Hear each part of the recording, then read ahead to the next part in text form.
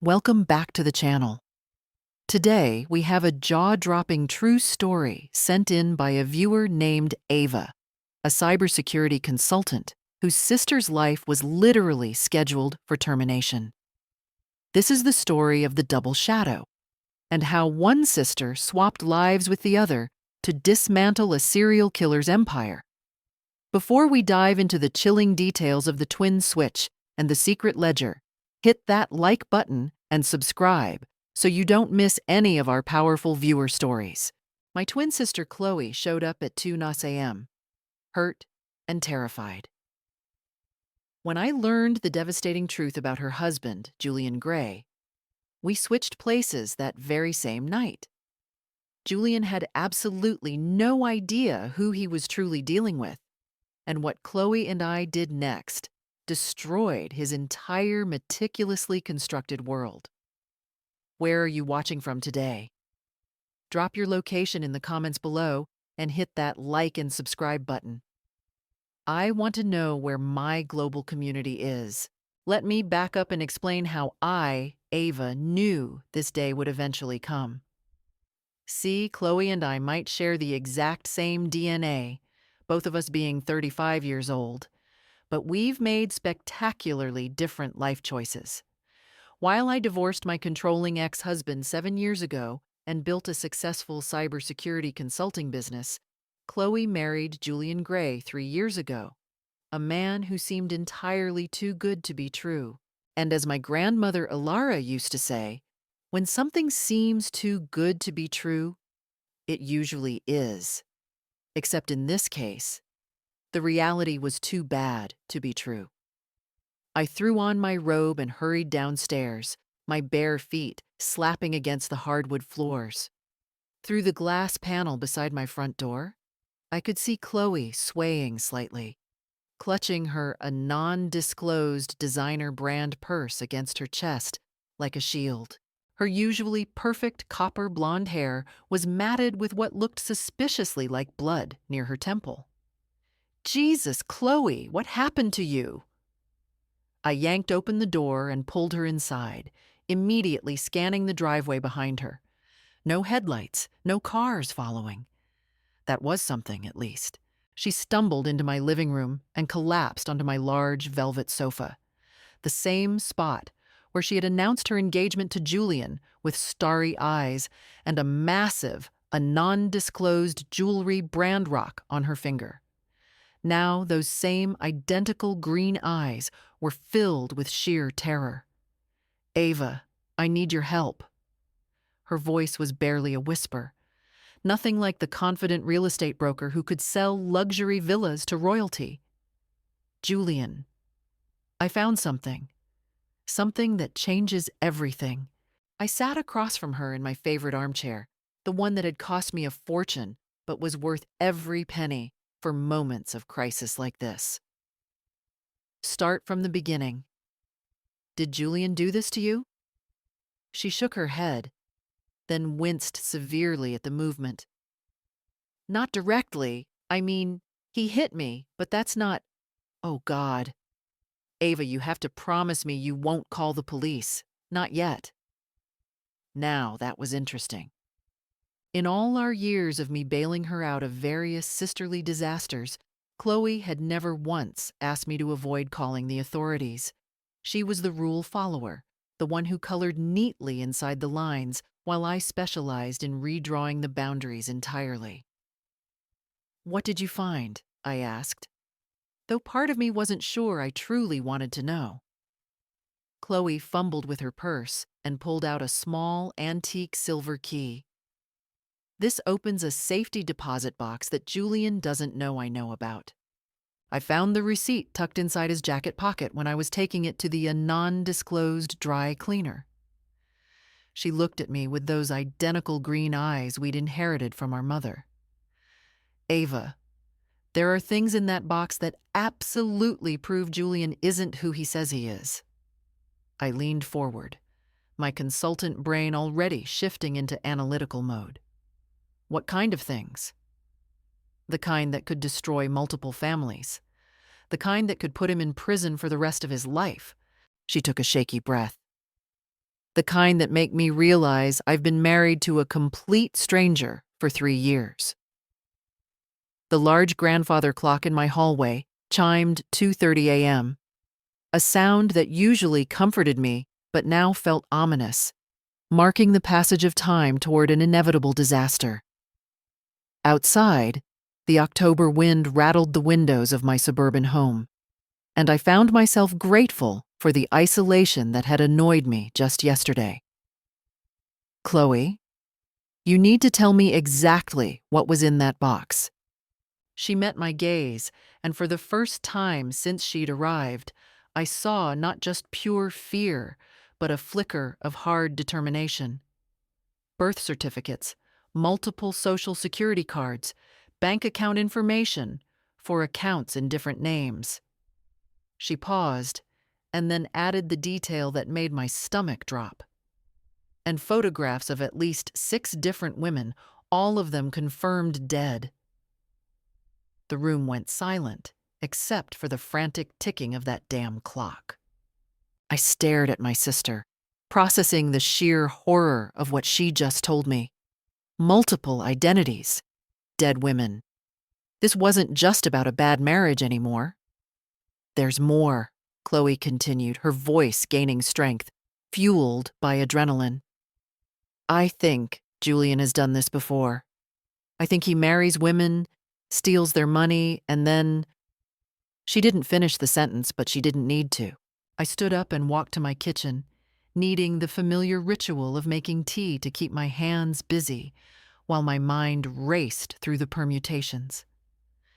Through the window above my sink, I could see the reflection of my living room, where my twin sister sat, bleeding and broken, holding evidence that her husband was likely a serial killer operating under various aliases. "When did you find all this?" I called out, filling the kettle with steady hands that belied the chaos in my head. "This afternoon. Julian thought I was at my mother's house, but I came home early because I forgot my non-disclosed laptop brand." Her voice carried into the kitchen. I heard him on the phone in his study talking about liquidating assets and making arrangements for a trip. When I heard him coming, I hid in the hall closet. I returned to the living room carrying 2 steaming mugs, handing one to Chloe before settling back into my armchair. "What exactly did you hear?" "He was talking to someone about moving money offshore. Something about cleaning up loose ends before the wedding anniversary next month." She took a sip of tea, her hands trembling slightly. "He said the current situation had become too complicated, and it was time to start fresh." The implications hit me like a physical blow.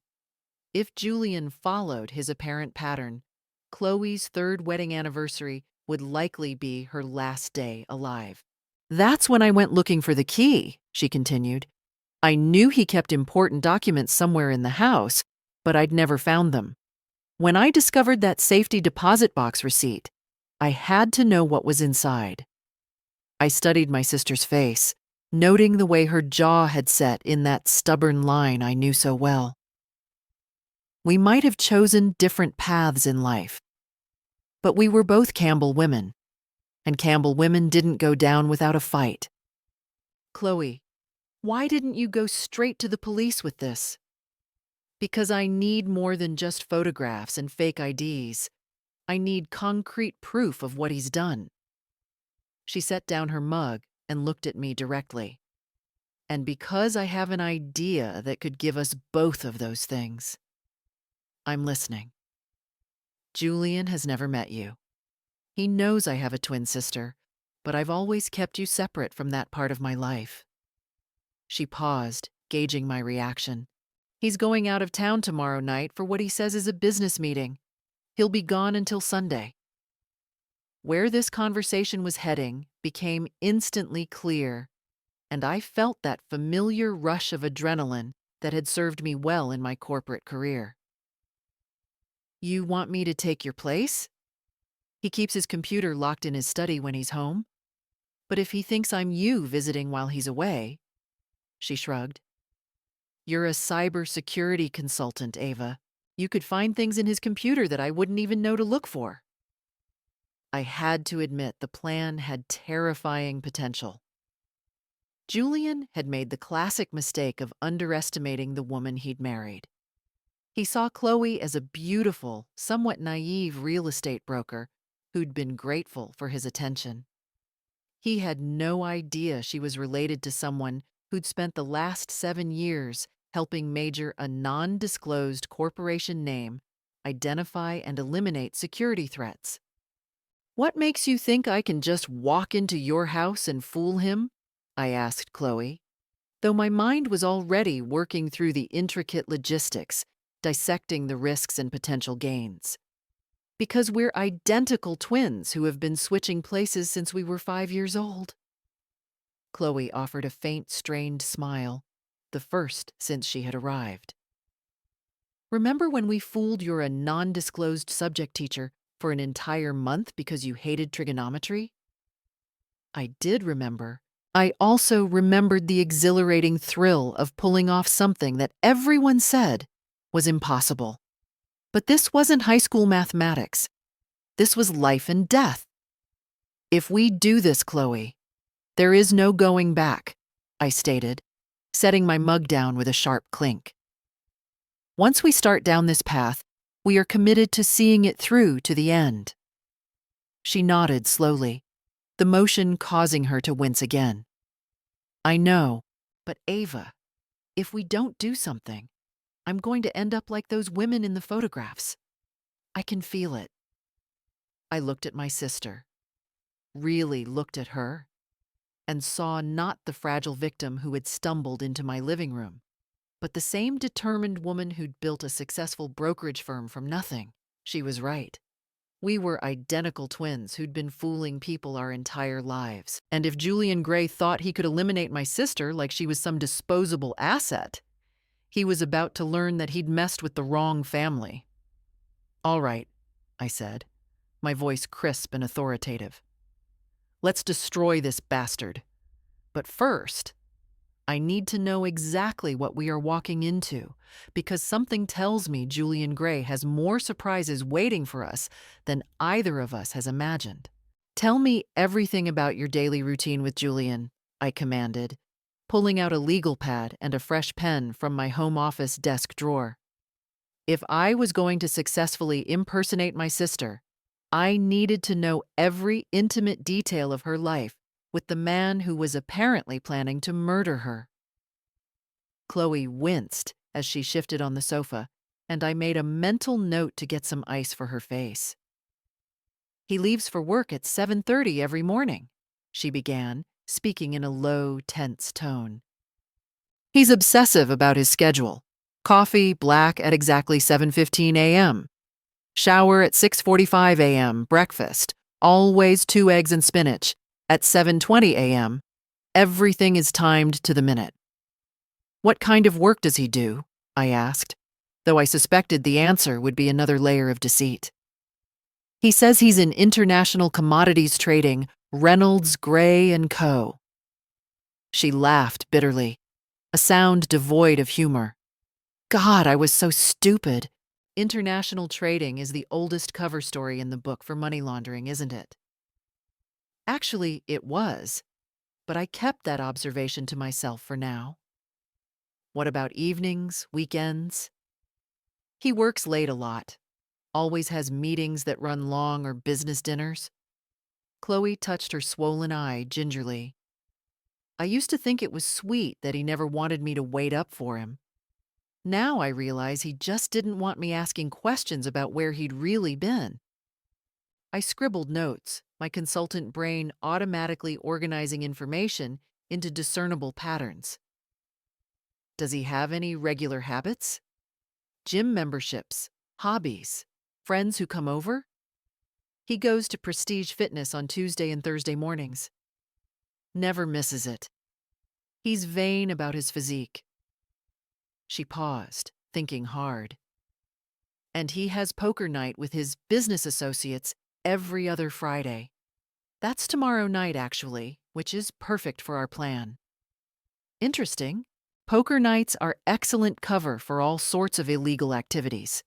Tell me about the house, security systems, cameras, anything I need to know about. Basic, a non-disclosed alarm company alarm system, but he only sets it at night. No cameras inside, but there are two outside, one at the front door, one at the back. Chloe rubbed her temples. He's paranoid about people seeing who comes and goes, which I thought was just normal rich guy caution. How rich are we talking? The house is worth about $1.8 million in this market. He drives a non-disclosed luxury car brand. I drive a non-disclosed mid-range car brand. We eat at expensive restaurants, take luxury vacations. She met my eyes, the green intensity unwavering. All funded by money that I now realize probably came from murdering women.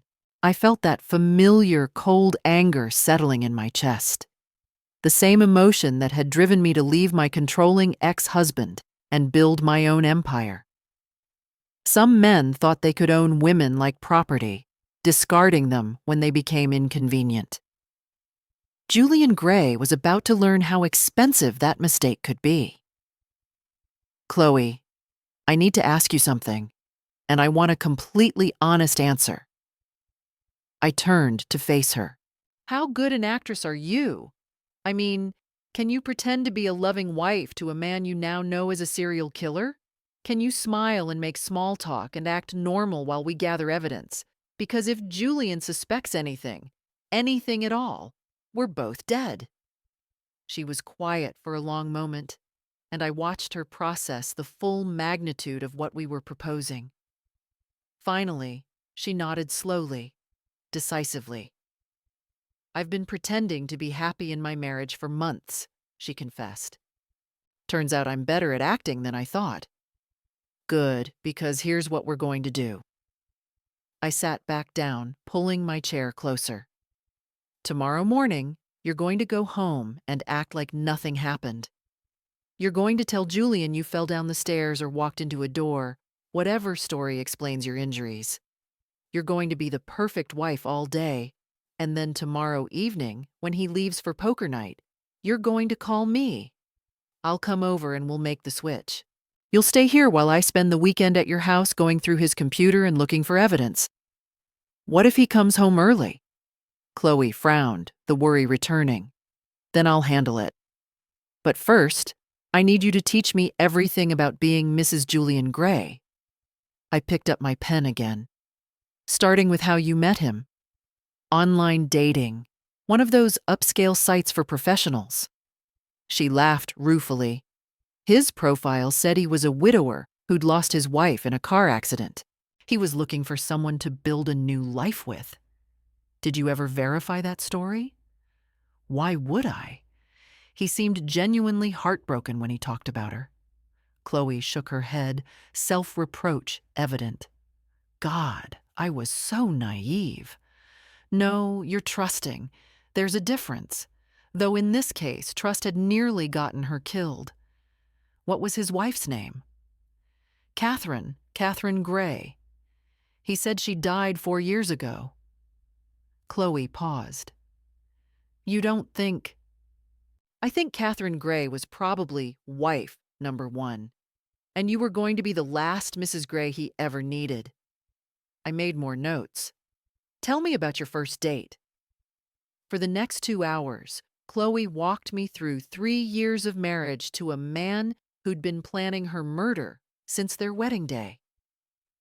By the time the sun started rising over my neighborhood, I had 15 pages of notes and a clear, terrifying picture of the man I was going to have to deceive. Chloe described Julian's preferences. He liked his coffee black, his steaks medium rare, and his wives compliant. She detailed his temper, which flared intensely when things didn't adhere to his meticulously planned schedule. She also explained his habits, from his obsessive gym routine to his collection of expensive, vintage watches. By the time the sun started to rise over my quiet suburban neighborhood, I had 15 pages of notes and a horrifyingly clear picture of the man I was preparing to deceive. There's one more thing, Chloe said, as I applied a cold compress to the bruise near her temple. Julian has a safe in the master bedroom closet. I don't know the exact combination, but I've seen him open it twice. Can you describe exactly where it is and what it looks like? I asked, filing the detail away. She gave me the specifics. A non-disclosed fire-rated safe brand model hidden behind a false panel. I think he keeps cash in there, and maybe other important, highly sensitive documents. Patty, I said, using her name to underscore the gravity of my next instruction.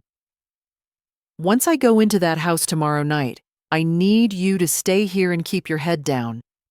No phone calls, no errands, nothing that might tip him off if he is monitoring you remotely. You really think he's watching me? She asked, her voice laced with fear. I think Julian Grey is a predator who has gotten away with murder multiple times because he's careful and thorough, I replied, opening the front door slightly to check the quiet street for any signs of surveillance. Which means we have to be more careful and more thorough than he is. Chloe hugged me tightly. For a moment, we were just two scared sisters holding on to each other. Then she pulled back, and I saw the steel in her eyes that reminded me we were indeed related. Ava, what if you find proof that he killed those other women? Then we make sure he never kills anyone else. I met her gaze steadily. And we make sure everyone knows exactly what kind of monster Julian Grey really is. As I watched her drive away in her non-disclosed mid-range car brand, leaving her own luxurious vehicle behind, I started my final preparations. I spent the rest of the morning preparing like I was going to war. By noon, I had researched everything I could find about Julian Grey online, which was alarmingly little. And that, in itself, told a story. Men with legitimate, successful businesses usually leave vast digital footprints. Men with something to hide work very hard to stay invisible. The address for Reynolds, Grey & Co. led to a small, nondescript office in a generic and non-disclosed business complex. It was the kind of place that rented by the month to companies that needed an address for tax purposes, but rarely conducted any actual business there. His non-disclosed professional networking site profile was sparse, with connections to other professionals whose profiles looked equally manufactured. At 3 p.m., I drove to Chloe's neighborhood for reconnaissance. I needed to understand the layout of their street, identify potential escape routes, and get a precise feel for how visible the house was to neighbors. What I found was both good and bad news. The good news: the Grey home sat on 3 acres of heavily wooded property with excellent natural privacy. The bad news: the same isolation that would help me search the house unobserved also meant that no one would hear me scream if things went catastrophically wrong. I parked 4 blocks away and walked past the house twice, once as a jogger and once as someone deeply engrossed in a phone conversation. The property was an impressive, sprawling colonial with professional landscaping and the kind of quiet, understated elegance that whispered money rather than shouting it. The non-disclosed security camera brand cameras Chloe had mentioned were subtly positioned, but clearly high quality and state-of-the-art. Julian Grey was a man who prized and protected his absolute privacy. At 6 p.m., my phone rang. Chloe's voice was steady but tense. He's leaving now. Kissed me goodbye and said he'd be late because they're going to the Lions Club after poker. She paused, her voice shaking slightly. He won't be back until after midnight. How's your acting holding up? I asked, already grabbing my keys and the small, pre-packed duffel bag that held everything I might need for the operation. Better than I expected. I made his favorite dinner, listened to him complain about a delayed shipment, and nodded sympathetically when he mentioned how tired he's been lately. She paused. Ava, there was something different about the way he looked at me tonight, like he was memorizing my face. That sent a genuine chill through me. Different how? Sad, almost. The way you'd look at someone you were about to lose. Her voice dropped to a whisper. I think our timeline might be shorter than we thought. I'm on my way. 20 minutes. The drive to Chloe's house gave me time to run through my mental checklist one last time. I'd studied the photos she'd given me of Julian, memorized his daily schedule, and rehearsed responses to probing questions he might ask. I'd changed my hair to match hers exactly and practiced her slightly softer, more yielding speaking voice. Most importantly, I'd prepared myself mentally for the possibility that Julian might return unexpectedly at any moment. Chloe met me at the back door, looking more composed than she had at 2 a.m., but still fragile around the edges. His computer is in the study. I wrote down the password. She handed me a slip of paper. He uses the same one for everything, which is either terribly careless or incredibly arrogant. I took the slip of paper. The combination of letters and numbers was Catherine, 1986. His dead wife's name and birth year? That's what you assumed? Yes, but now I'm wondering if Julian Grey ever existed at all. Chloe handed me her wedding ring, a massive diamond that felt cold and heavy against my palm. Be careful, Ava. Promise me. I'll be fine. I've dealt with dangerous men before, though none quite like this, I admitted silently. You go to my house and stay put. No matter what you hear, no matter what happens, do not come back here until I call you. The final exchange was complete.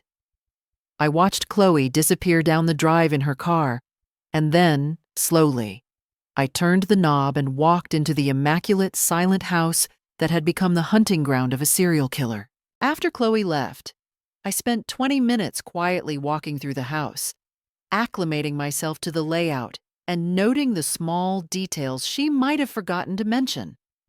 The place was immaculate, decorated with expensive but impersonal furniture that looked like it had been chosen by a professional staging company.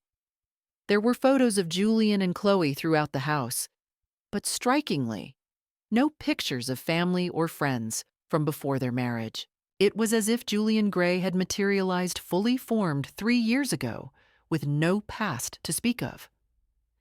His study was located on the first floor, accessible through imposing French doors that were currently secured by an electronic keypad lock.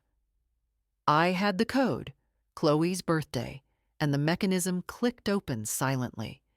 Inside, I found exactly what I had expected from a severe control freak. Everything was organized to the millimeter, files labeled with military precision, and a computer setup that probably cost more than most people's cars. Julian's main computer was password protected, but Chloe's information got me past the first barrier. Catherine, 1986. What I found in his digital files made my blood run cold. Folder after folder contained detailed financial information on women, not just bank accounts and investment portfolios, but psychological profiles, daily routines, and security vulnerabilities. This wasn't a crime of passion or opportunity. This was clearly a business, a terrifying, methodical operation. I recognized 2 of the names from obituaries I found bookmarked in his browser history. Sarah Mitchell, 34, who had died in a supposed hiking accident in the non-disclosed mountain region, and Jennifer Walsh, 29, who had drowned in her bathtub after allegedly slipping and hitting her head. Both had been recent widows with substantial inheritances and no close living family members. And both had dated Julian under different aliases. This confirmed Chloe's fears. Julian Grey was indeed a serial opportunist. The most chilling discovery was a spreadsheet titled Project Timelines. It was disguised within a folder labeled Tax Records 2024. I clicked it open with a trembling finger.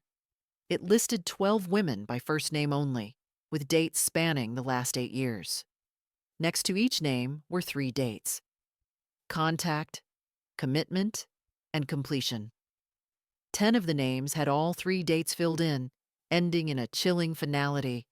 Chloe's name was second to last on the list. Her completion date was exactly 3 weeks from now, coinciding precisely with their wedding anniversary trip. At the very bottom of the list, listed as Target 12, was a name that made my heart stop. Ava. He knew about me. Somehow, Julian Grey knew I existed and was already planning for me to be his next, or rather, his final target, after he had cleaned up the current situation. He hadn't just underestimated Chloe. He had completely overlooked the inherent danger of a twin sister who happened to be a cybersecurity expert. I forced myself to keep breathing and continue searching.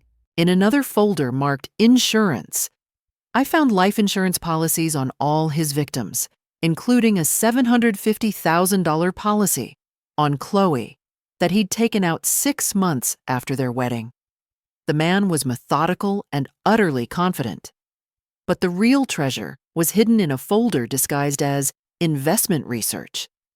Inside were copies of birth certificates, social security cards, and driver's licenses for at least 6 different identities Julian had used.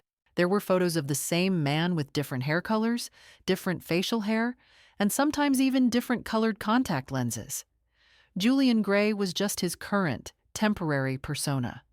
I was copying the vast amounts of evidence files to a large capacity, a non-disclosed tech brand USB drive when I heard the sound that made my blood freeze instantly.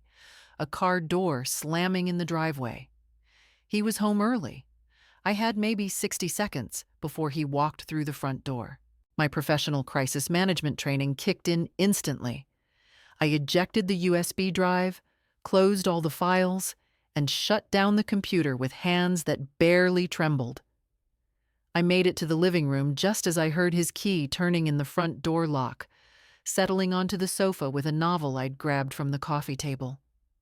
When Julian Grey walked into his house, he found his wife reading peacefully, exactly where a compliant wife should be. "You're home early," I said, looking up from the book, with what I hoped was the perfect blend of mild surprise and genuine pleasure, the kind of reaction Chloe would naturally give. "How was poker?" Julian Grey stood in the doorway, studying my face, and I instantly realized I was looking at a predator who had spent years learning to read people for the slightest hint of weakness. He was handsome in the way that successful psychopaths often were. Well-groomed, confident, and superficially charming. But his eyes were cold, calculating, and evaluating my every subtle movement. Game broke up early. Marcus's wife called with some emergency. He walked closer, and I forced every muscle in my body not to tense up. "How are you feeling? Your face looks better." "Much better, thank you." I smiled, touching my cheek where Chloe's bruises were already beginning to fade. "I was clumsy, but I'll be more careful on the stairs." Julian sat down beside me on the sofa, close enough that I could smell his expensive, a non-disclosed cologne brand cologne. "Patricia, we need to talk about our anniversary trip next month." "Of course." "What did you have in mind?" I asked, feigning enthusiasm. "Somewhere remote, private, where we can really reconnect." His hand found mine, and his touch made my skin crawl. "I've been thinking we should renew our vows, make it official that we're committed to each other for life." The irony was so thick it was almost suffocating.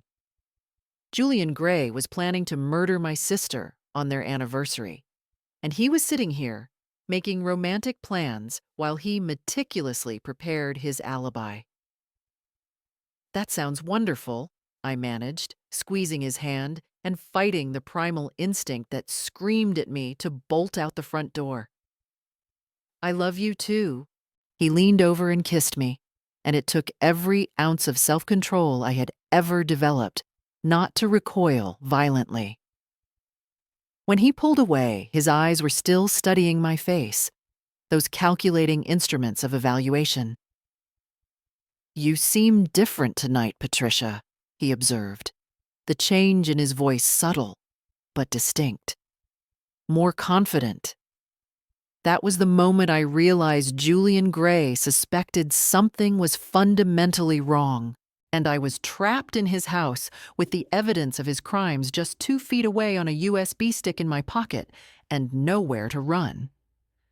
Different how? I asked, tilting my head slightly in the way I had seen Chloe do 1,000 times throughout our lives. The perfect feminine gesture of gentle confusion. The key to successful deception, I knew, was to never overreact to probing questions. Julian was still studying my face with those unnerving eyes. More self-assured, I suppose. Yesterday, you seemed fragile after your accident. Tonight, you seem like your old self again. I laughed softly, forcing the sound to come out exactly like Chloe's delicate musical tone. Well, a good night's sleep works wonders. And I've had time to think about what you said yesterday about taking better care of myself. What did I say yesterday? The question came too quickly, too sharp, cutting through the domestic facade. He was testing me. Think, Ava, what would an abusive, controlling husband say to a wife who had just been injured? I had been married to one myself 7 years ago, so I knew the playbook cold.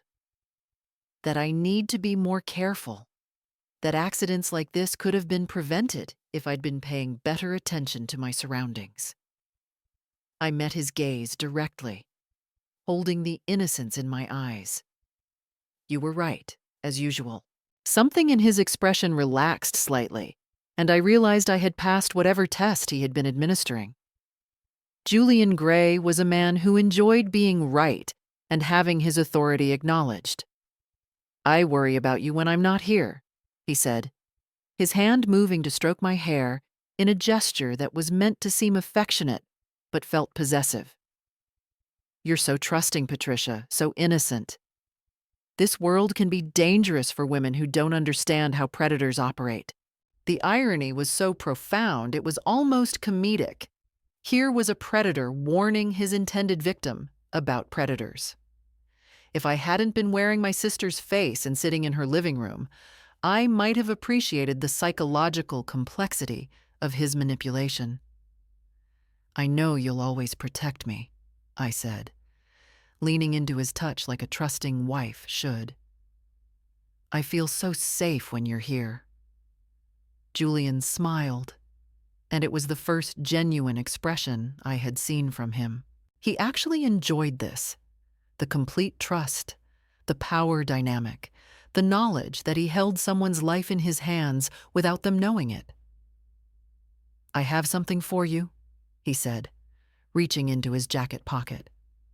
An early anniversary gift. He pulled out a small velvet box, and my heart started racing all over again. Julian pulled out a small velvet box, and my heart started racing. Inside the box was a delicate gold necklace with a small pendant shaped like a key. It was actually quite beautiful, which somehow made the gesture more disturbing. A beautiful cage. It's lovely, I said, forcing a warmth into my voice that I didn't feel. What does the key represent? The key to my heart, he said, and his voice was so sincere that I almost gagged on the lie. I had it made specially for you. See the inscription on the back? I turned the pendant over and saw tiny engraved words. Forever mine, Jay.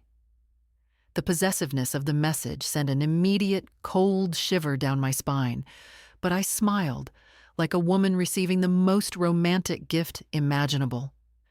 "Julian, it's perfect. Will you put it on me?"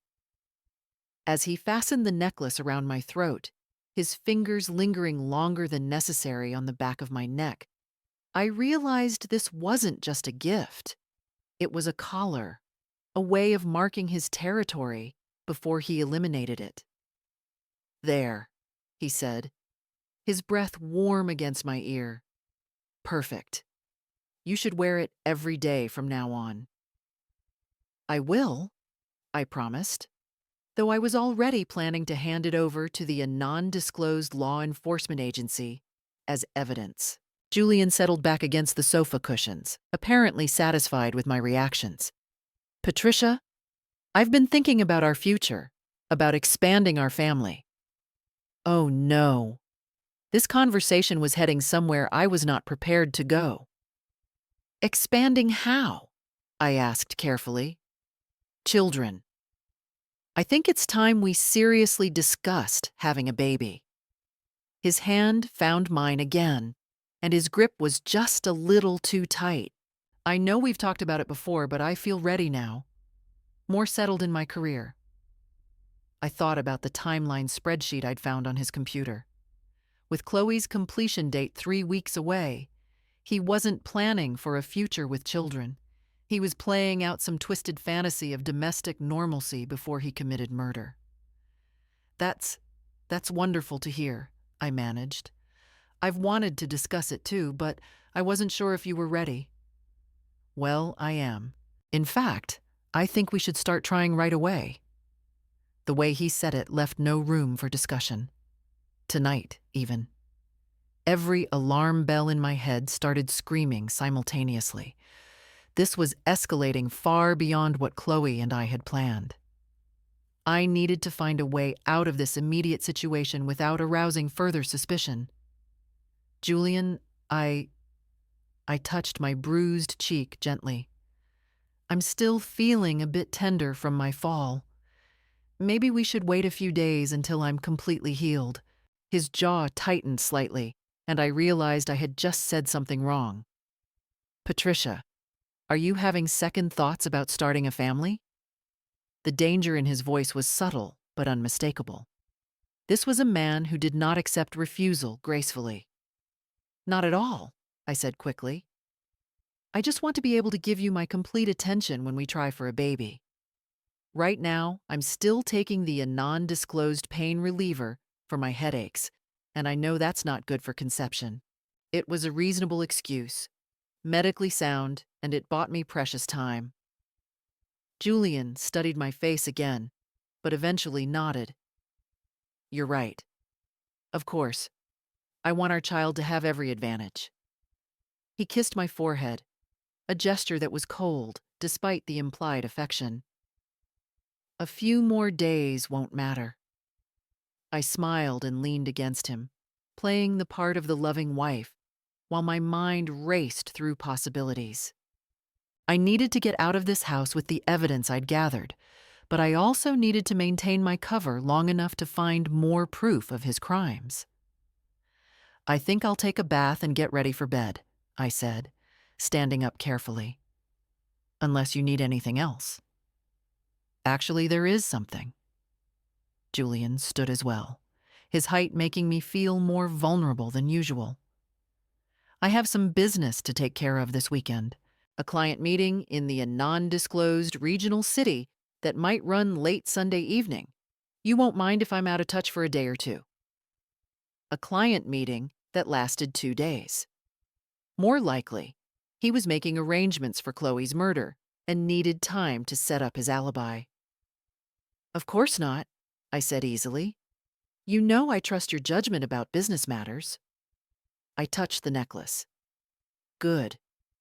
He relaxed completely, satisfied that his cover was secure. "I'm going to grab a scotch.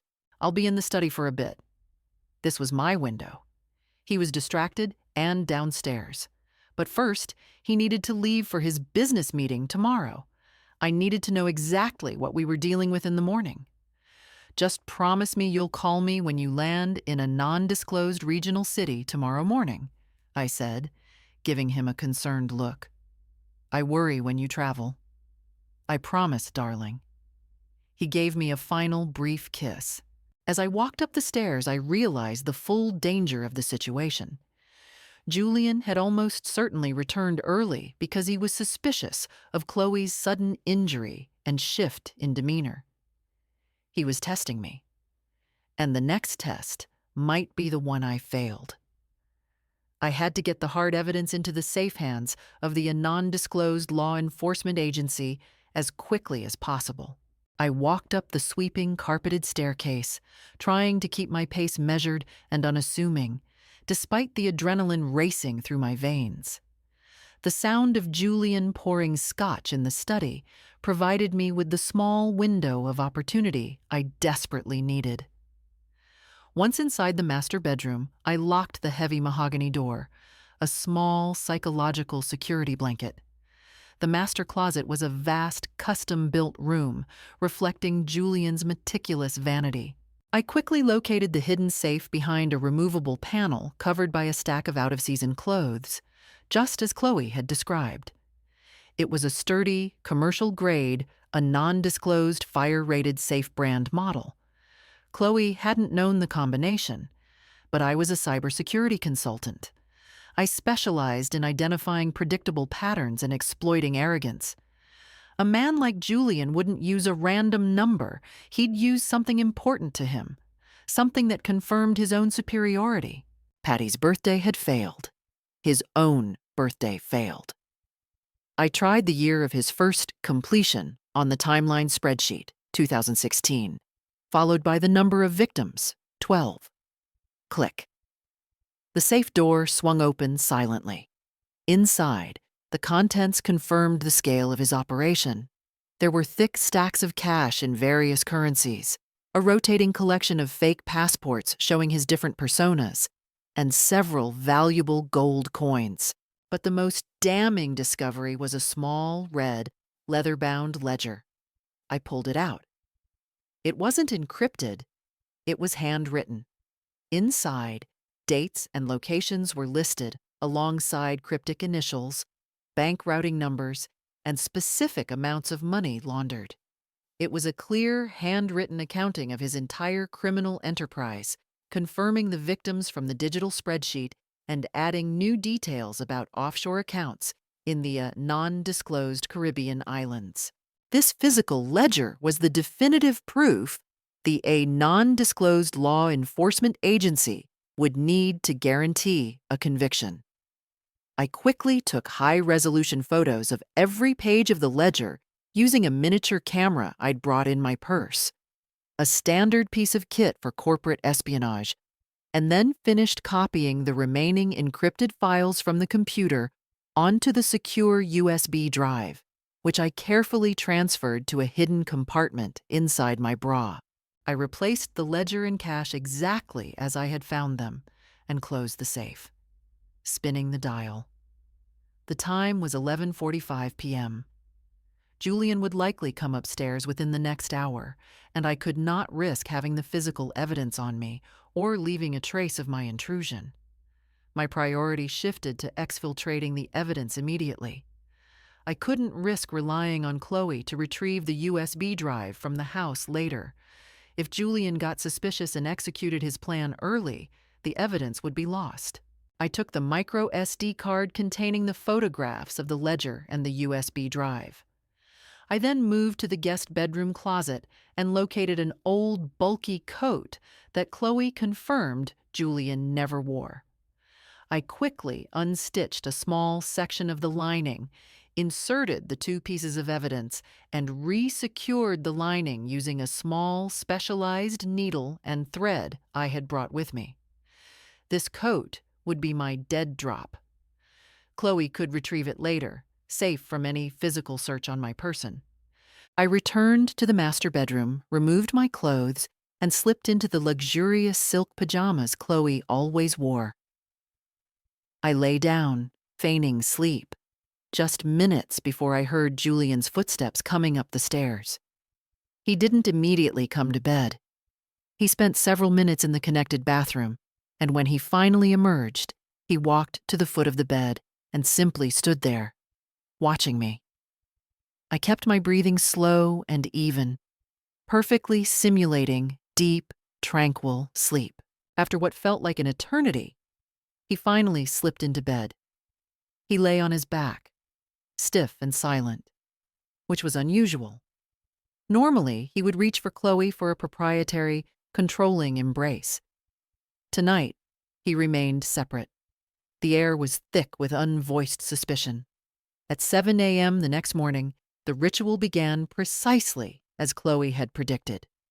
Julian was up, showered, and dressed in a crisp, expensive suit by 7:10 a.m. He came over to the bed, and I opened my eyes slowly, giving him a soft, sleepy smile.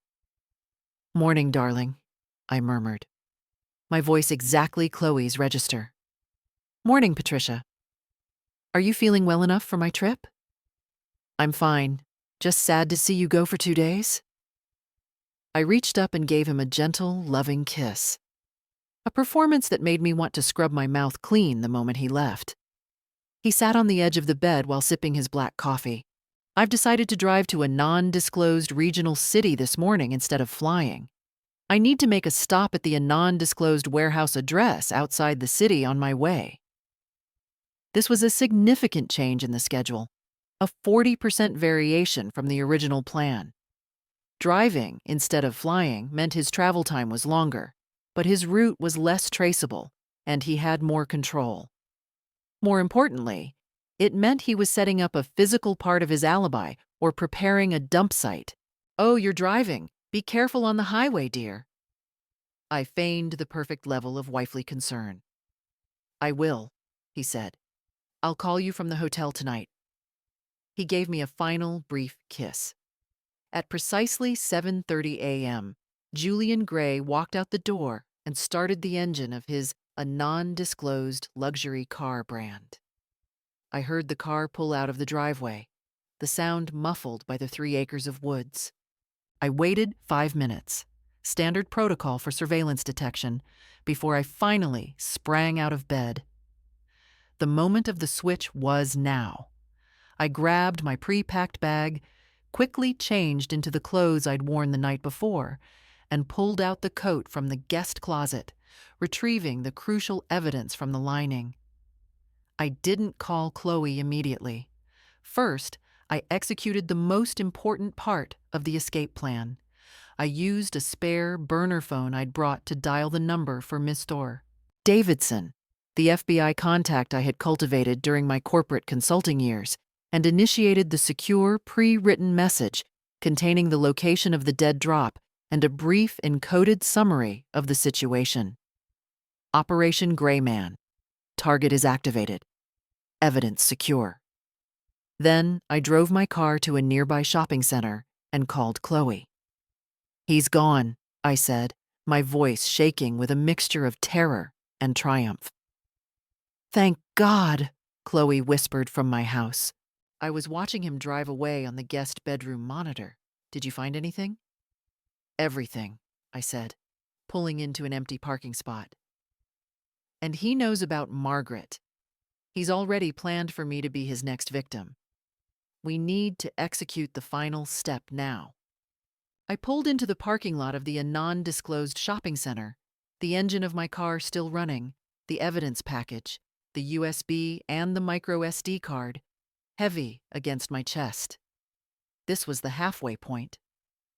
I called Chloe again. "Get over here now. I need to brief you on the escalation. He knows about the name Ava, and he's already planning to target me next," I told her, the urgency clear in my voice. Chloe arrived 3 minutes later, driving my car. We quickly switched vehicles and clothes in the privacy of the dimly lit parking garage.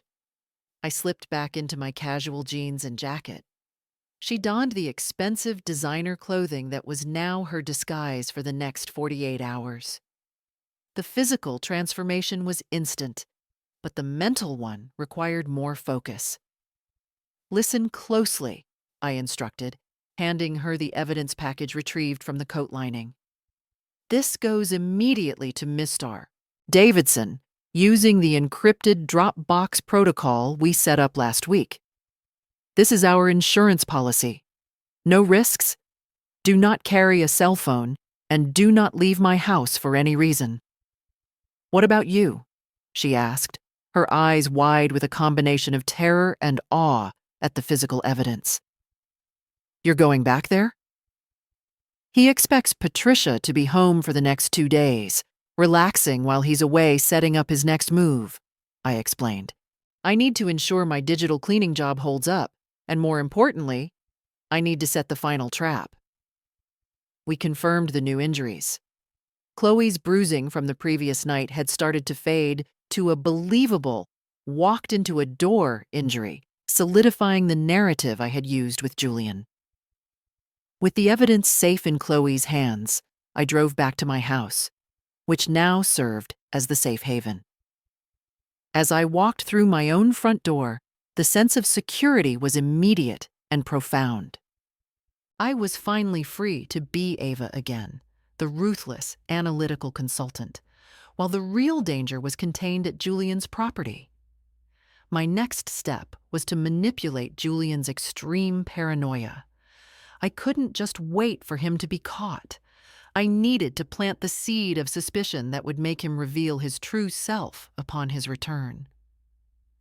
I spent the afternoon remotely connecting to Chloe's home network, the one Julian knew she used. Using my consulting skills, I made one subtle change to the files on his study computer. I created a temporary dummy folder, conspicuously titled Finance Questions Annuity, and placed it in an easily accessible location, outside of his encrypted main folders.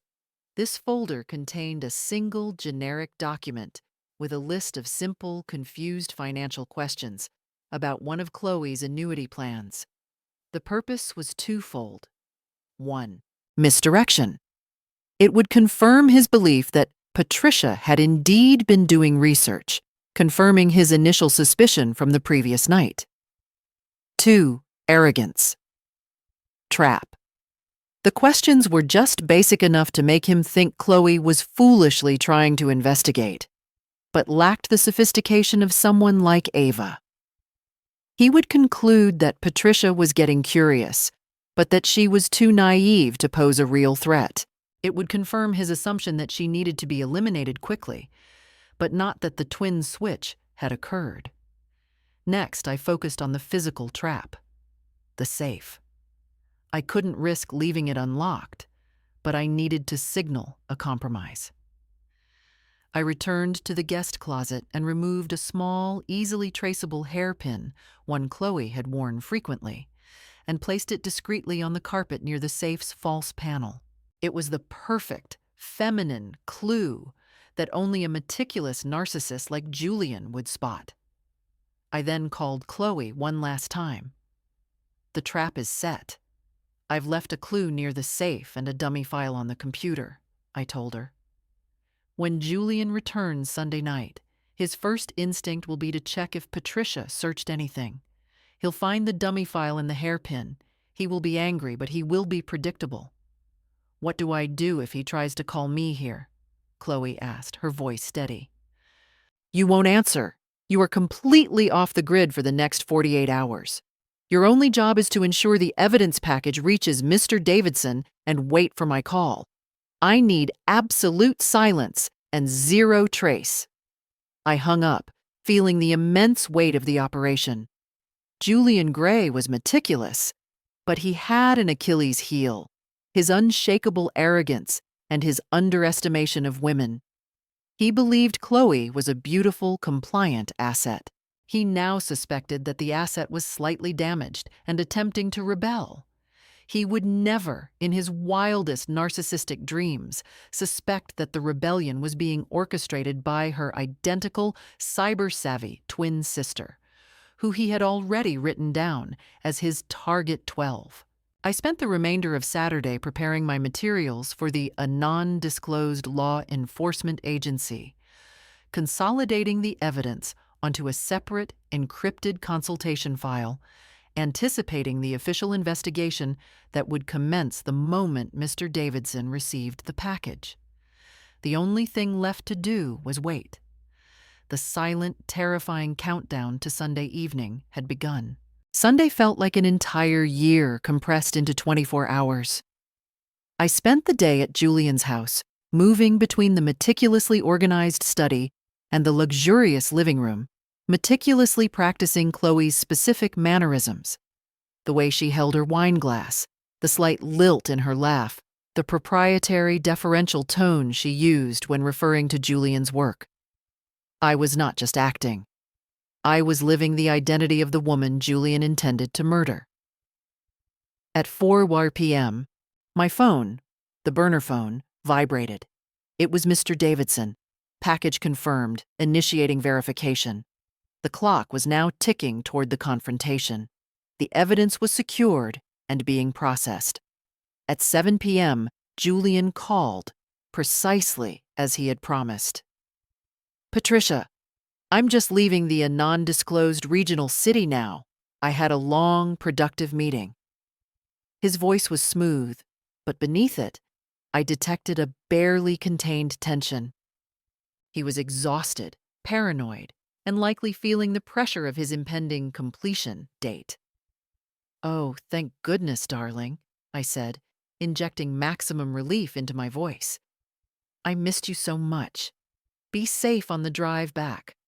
"I will," he said, and then added the test. "I left my financial report open on my study computer. Can you send me the figures for the non-disclosed asset account before I leave this parking lot?" "Just the balance." I knew better than to touch that computer again. Oh, honey, I wish I could, but you know how I am with those big spreadsheets. I just tried, and the screensaver kicked in and locked me out. I'm afraid I don't know your complex password."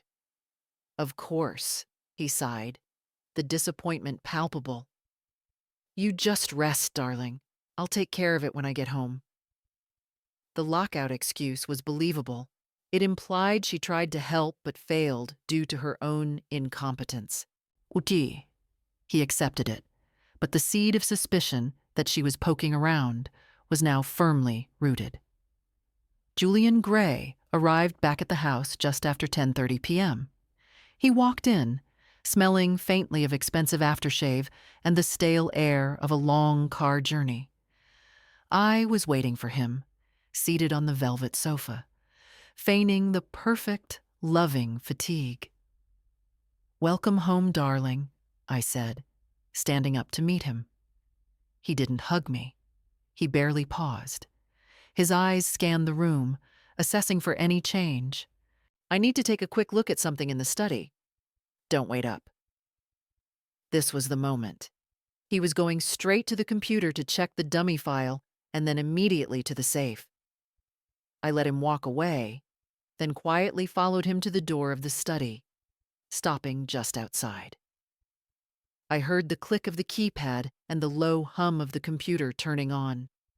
A minute later, the silence was shattered by a low, guttural roar of pure rage. "Patricia, get in here now." I walked into the study. Julian was standing over the desk, his hands clenched into fists, his mask entirely gone. The charming executive was replaced by a furious predator. "What is this?" He pointed a shaking finger at the dummy folder on the screen. "Finance questions, annuity." "Did you go through my files?" I feigned fear but held my ground. "Oh, Julian, I saw you leave your computer unlocked and I was just trying to educate myself about our retirement. I'm sorry. I shouldn't have been looking." "You shouldn't have been looking," he bellowed, his voice suddenly loud and dangerous. He lunged across the room, grabbing my arm, his grip bruising. "You know what happens to people who stick their noses where they don't belong, Patricia. You were supposed to be compliant. You were supposed to be grateful." He dragged me across the hall and into the master closet, throwing me aside. He ripped the false panel off the safe and spun the dial, checking the contents immediately. He saw the ledger and the money were exactly where he left them, but his keen eye immediately caught the hairpin I had left on the carpet. "This," he hissed, holding up the pin, his face contorted in a mask of pure malice. "This is your pin. You opened the safe, didn't you? You're not just curious, you're a threat. And threats are eliminated before they compromise the mission." He finally dropped the facade. He was the killer, and I was the next victim. "You were wrong, Julian," I said, my voice cutting through his fury, calm and strong, completely unlike the real Chloe. "You were wrong about everything." His eyes narrowed. "Wrong about what? That you're going to be eliminated on our anniversary trip in 3 weeks?" "Wrong about the timeline," I corrected, "and wrong about who you married." He stared at me, confused. "What are you talking about?" "The timeline spreadsheet was helpful, Julian," I continued, standing tall. "Especially the dates for Catherine Grey, Sarah Mitchell, and Jennifer Walsh. The ledger you keep in the safe confirmed the offshore bank transfers. And the photo of the hairpin you're holding? That's for the police report." A look of pure, paralyzing shock, not anger, washed over his face. He reached for the heavy antique box on the dresser, but before his fingers could even touch it, the front door alarm shrieked. A second later, the house was flooded with the sharp, blinding beams of flashlights. "Federal agents! Put your hands up, Julian Grey! You are under arrest!" Julian froze, utterly bewildered. He looked at me, then back at the agents swarming the hallway. "But I wasn't expecting them until the trip. How did you—" Two uniformed officers rushed into the closet and swiftly placed him in heavy-duty restraints. As they led the stunned, defeated man out of the master suite, I walked up to the lead agent, Agent Miller. "Agent Miller?" I said, the professional consultant tone back in my voice. "My name is Ava Campbell. I'm the twin sister. The evidence drop was successful.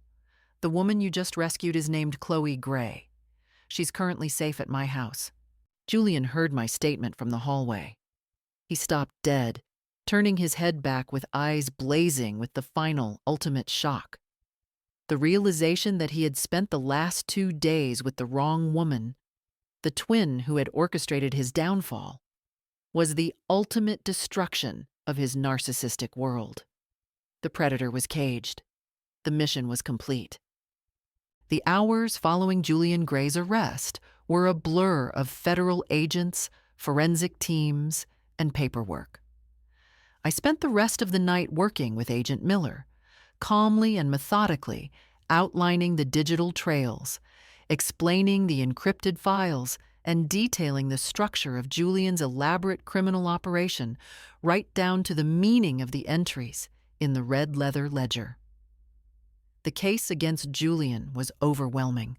The USB drive contained his full financial records, confirming the liquidation of assets belonging to his former wives, while the micro SD card held photographic evidence of the physical ledger, which documented the precise illegal transfers.